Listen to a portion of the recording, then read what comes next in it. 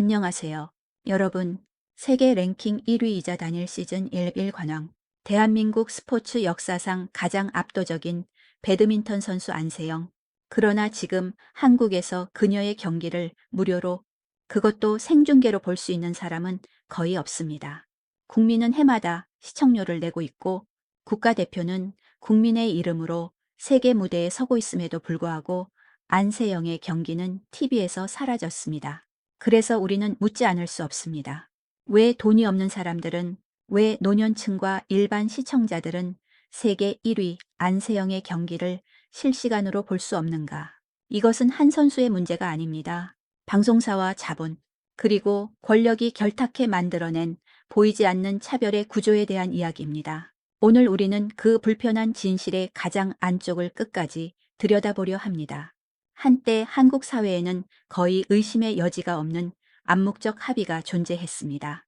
국가대표가 출전하는 경기는 개인이나 특정 계층의 전유물이 아니라 국민 모두가 함께 지켜보고 공유해야 할 공공재라는 인식이었습니다. 올림픽과 세계선수권 같은 국제무대는 단순한 스포츠 이벤트가 아니라 세대와 계층을 넘어 하나의 화면 앞에서 감정을 나누는 집단적 경험이었고, 이는 공영방송이 존재하는 중요한 이유기도 했습니다. 그러나 지금 이 믿음은 조용히, 그러나 분명하게 무너지고 있습니다. 세계 랭킹 1위 안세영의 월드투어 경기들은 더 이상 자연스럽게 공중파 채널에서 찾아볼 수 없습니다. 7번, 9번, 8번이라는 공공 채널의 숫자는 여전히 존재하지만 그 안에서 국가대표의 경기는 사라졌고, 대신 유료 OTT 플랫폼이 그 자리를 차지했습니다. 시청자는 더 이상 함께 본다는 전제 위에 서 있지 않습니다. 이제 남은 선택지는 명확합니다. 추가 비용을 지불해 접근권을 구매하거나 아니면 경기를 보지 않는 것입니다. 이 변화는 흔히 기술 발전이나 미디어 소비 방식의 변화로 설명되지만 그것만으로는 충분하지 않습니다. 기술은 선택을 가능하게 했을 뿐 어떤 선택을 할지는 결국 방송사와 시장의 판단입니다.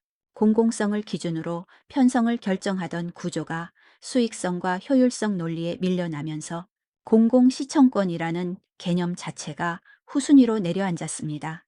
시청료를 성실히 납부해온 국민조차 세계 최고 선수의 경기를 실시간으로 볼 수 없는 현실은 이 문제가 개인의 취향이나 선택의 문제가 아니라 구조적 붕괴임을 보여줍니다. 더 심각한 점은 이 변화가 점진적으로 이루어졌다는 사실입니다. 갑작스러운 선언이나 논쟁 없이 중계는 줄어들었고 유료 플랫폼은 늘어났습니다. 그 사이 시청자는 당연히 볼 수 있었던 것을 잃었지만 무엇을 잃었는지조차 인식하지 못한 채 적응을 강요받아 왔습니다. 국가대표 경기를 보는 행위가 권리가 아니라 선택적 소비로 재정이 되는 순간 스포츠는 더 이상 공공의 언어가 아닌 상품이 됩니다. 결국 국가대표는 공짜로 본다는 믿음의 붕괴는 단순한 중계 편성의 변화가 아닙니다. 이는 한국 스포츠 방송이 공공성과 시장 논리 사이에서 어떤 가치를 선택했는지를 보여주는 상징적인 장면입니다. 그리고 그 선택의 결과는 가장 먼저, 가장 조용하게 시청자의 권리에서 드러나고 있습니다. 배드민턴은 한국에서 단순한 경기 종목이 아니라 일상의 스포츠로 자리 잡아 왔습니다. 학교 체육관, 동네 생활체육관, 복지관 프로그램까지 이어지는 배드민턴의 저변은 다른 어떤 종목보다도 중장년층과 노년층에 깊게 뿌리내려 있습니다. 이들은 직접 라켓을 잡고 운동을 하면서 자연스럽게 대표 선수들의 경기를 텔레비전으로 지켜보며 응원해온 세대입니다. 안세영이라는 이름이 국민적 스타로 자리 잡을 수 있었던 배경에도 바로 이 세대의 지속적인 관심과 지지가 있었습니다. 하지만 중계 환경이 OTT 중심으로 재편되면서 이 핵심 시청층은 방송에서 밀려나기 시작했습니다. 스마트폰이나 태블릿 사용이 익숙하지 않은 노년층에게 OTT 가입은 단순한 클릭 몇 번의 문제가 아닙니다. 계정 생성, 본인 인증, 결제 수단 등록, 요금제 선택, 여기에 스포츠 패키지, 추가 결제까지 이어지는 과정은 사실상 접근 불가에 가까운 장벽으로 작용합니다. 누군가의 도움 없이는 시작조차 어려운 구조에서 시청은 선택이 아니라 포기로 귀결됩니다. 공중파 중계가 사라진 순간 이 단절은 더욱 분명해졌습니다. 이전까지는 리모컨 하나로 접속할 수 있었던 국가대표의 경기가 어느 날 갑자기 사라졌고 그 빈자리를 유료 플랫폼이 채웠습니다. 그 결과 안세영이라는 세계 1위 선수와 그녀를 가장 오래, 가장 성실하게 응원해온 팬층이 강제로 분리되는 역설적인 상황이 만들어졌습니다. 생활체육관에서 같은 종목을 즐기던 사람들이 정작 최고 무대의 경기는 볼 수 없는 현실이 된 것입니다. 이 문제는 단순히 적응의 문제로 치부할 수 없습니다. 이는 방송 구조가 특정 세대와 계층을 전제로 설계되면서 발생한 문화적 배제에 가깝습니다. 스포츠 중계는 단순한 정보 전달이 아니라 세대와 계층을 잇는 공통의 언어 역할을 해왔습니다. 그러나 접근권이 비용과 디지털 역량에 따라 나뉘는 순간 그 언어는 일부에게만 허락된 것이 됩니다. 결국 노년층이 안세영의 경기를 볼 수 없게 된 현실은 개인의 불편을 넘어 사회적 문제를 드러냅니다. 공공성을 기반으로 성장해온 스포츠가 시장 논리에 의해 재편될 때 가장 먼저 배제되는 것은 가장 충성도가 높았던 시청자들입니다. 안세영의 경기가 보이지 않는다는 사실은 곧 한 세대가 문화적 경험에서 밀려나고 있다는 신호기도 합니다. 경제적 불확실성이 일상이 된 시기, 시청자들의 인식은 점점 예민해졌습니다. 생활비와 공과금, 각종 구독료가 동시에 오르는 상황에서 사람들은 더 이상 추가 지출을 당연하게 받아들이지 않기 시작했습니다. 바로 그 지점에서 안세영의 경기 중계는 단순한 스포츠 시청의 문제가 아니라 구조적인 부담을 상징하는 사건으로 떠올랐습니다. 사람들이 던진 질문은 단순하지만 날카로웠습니다. 왜 몇 경기를 보기 위해 또 돈을 내야 하는가? 이미 케이블 요금과 통신비를 지불하고 경우에 따라서는 시청료까지 부담하고 있음에도 불구하고 세계 1위 선수의 경기를 보기 위해 다시 한번 결제를 요구받는 현실은 쉽게 납득되기 어려웠습니다. 이는 선택의 문제라기보다 반복되는 비용 정하로 받아들여졌습니다. 이 분노를 키운 것은 강한 대비였습니다. 월드컵과 올림픽은 여전히 공공재에 가까운 이벤트로 인식됩니다. 국가대표가 뛰는 경기, 국가의 이름이 걸린 무대는 누구나 접근할 수 있어야 한다는 기대가 여전히 유효합니다. 그러나 같은 국가대표이자 세계 정상에 오른 안세영의 경기는 유료 전용 콘텐츠로 분류되었습니다. 이 간극은 시청자에게 명백한 모순으로 다가왔고 왜 어떤 스포츠는 공공이고 어떤 스포츠는 상품인가라는 질문으로 이어졌습니다. 이 과정에서 등장한 개념이 바로 스트림플레이션입니다. 스트리밍과 인플레이션의 합성어로 콘텐츠를 소비하기 위해 부담해야 하는 비용이 체감적으로 계속 상승하는 현상을 의미합니다. 문제는 비용 그 자체보다 그 비용이 사회적 가치와 무관하게 책정된다는 인식이었습니다. 안세영의 경기를 보기 위해 요구되는 결제는 단순한 요금이 아니라 공공적 성취마저 시장 논리에 맡겨졌다는 신호로 읽혔습니다. 그 결과 안세영의 경기는 더 이상 스포츠 이벤트에 머물지 않게 되었습니다. 그것은 공정성, 접근권, 그리고 차별에 대한 논쟁을 촉발하는 사회적 상징이 되었습니다. 누군가는 비용을 감수하며 시청했고 누군가는 그마저도 할 수 없어 포기해야 했습니다. 이 분화된 경험은 시청 행위 자체를 응원을 넘어 하나의 입장 표명으로 바꾸어 놓았습니다. 안세영의 경기를 본다는 것은 이제 단순한 관람이 아니라 이 구조에 대한 동의 혹은 저항을 의미하게 된 것입니다. 이 같은 상황이 일회성 논란으로 끝나지 않고 반복되는 이유는 개인이나 특정 종목의 문제가 아니라 방송산업 전반에 뿌리내린 구조적 한계에 있습니다.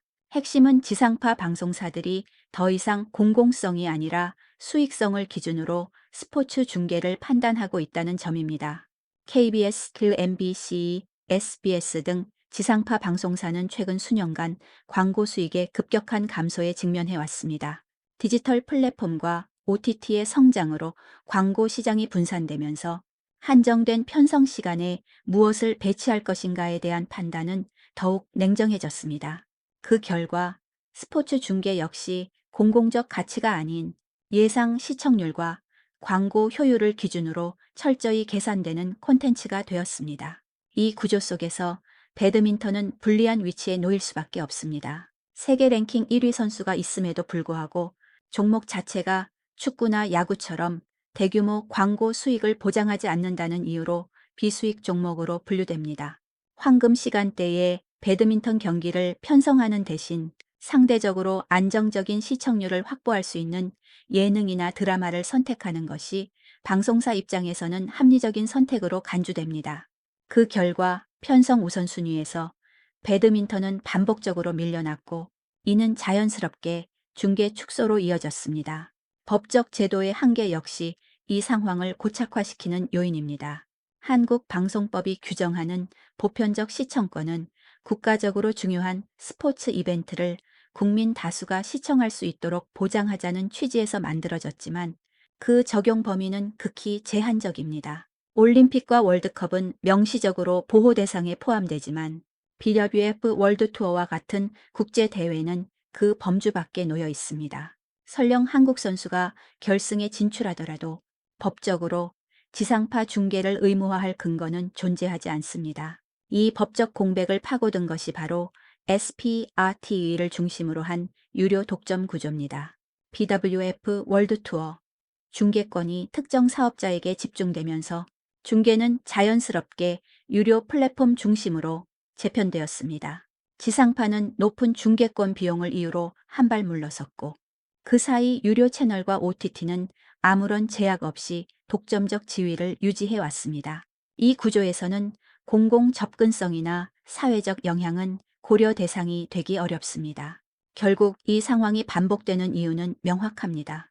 방송사는 수익 논리에 갇혀 있고 법과 제도는 현실을 따라가지 못하며 그 사이에서 시청자의 권리는 보호받지 못하고 있습니다. 안세영의 경기가 사라지는 현상은 우연이 아니라 이런 구조가 만들어낸 필연적인 결과에 가깝습니다. 이 분노가 폭발적으로 확산된 결정적 계기는 2024년 7월 28일 파리 올림픽이었습니다. 이날 한국의 지상파 3사는 모두 양궁과 탁구 중계를 선택했고, 세계 랭킹 1위 안세영의 경기는 편성에서 제외됐습니다. 올림픽이라는 가장 공공적인 무대에서조차 그녀의 경기가 밀려났다는 사실은 많은 시청자에게 단순한 편성 판단이 아니라 명백한 배제로 받아들여졌습니다.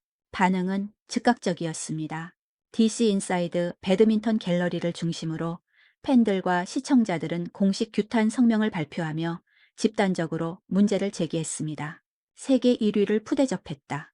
공영방송은 누구를 위해 존재하는가라는 문장은 분노의 감정을 넘어 방송의 존재 이유 자체를 묻는 질문이었습니다. 이는 단순한 팬덤의 항의가 아니라 공공성을 포기한 방송 구조에 대한 집단적 문제 제기였습니다. 논란은 여기서 끝나지 않았습니다. 이후 안세영이 대한배드민턴협회의 부실한 부상 관리, 비합리적인 운영 방식, 선수 보호의 부재를 공개적으로 비판하면서 상황은 새로운 국면으로 접어들었습니다. 이전까지는 중계 문제로 인식되던 분노가 협회의 구조적 문제와 겹치며 하나의 흐름으로 결합된 것입니다. 이 시점에서 대중의 인식은 명확해졌습니다. 방송이 그녀의 경기를 외면했고, 협회는 그녀의 몸과 커리어를 충분히 보호하지 않았다는 판단이 동시에 내려졌습니다. 중개 배제와 관리 부실은 각각의 사건이 아니라 같은 시스템에서 비롯된 결과로 이해되기 시작했습니다. 결국 분노의 방향은 한 선수 개인을 넘어섰습니다. 시청자와 팬들은 확신하게 되었습니다. 문제는 안세영이 아니라 그녀를 둘러싼 구조 전체에 있다는 사실을, 세계 최고 수준의 선수가 존재함에도 불구하고 방송과 협회, 어느 쪽에서도 충분히 보호받지 못했다는 인식은 공분으로 이어졌고, 그 분노는 지금까지도 가라앉지 않고 있습니다. 2026년 현재 안세영은 여전히 세계 정상에 서 있습니다.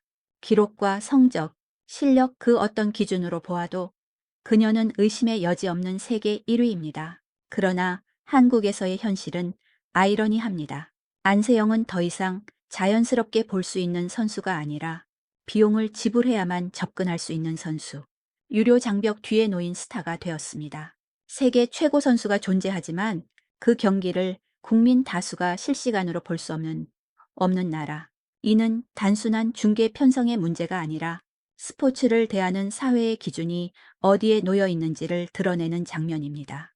국가대표의 성취가 공공의 자산이 아니라 시장에서 거래되는 콘텐츠로 재분류되는 순간 스포츠가 지녔던 공공성과 연대의 의미는 급속히 퇴색됩니다. 안세영은 여전히 왕좌에 앉아 있습니다.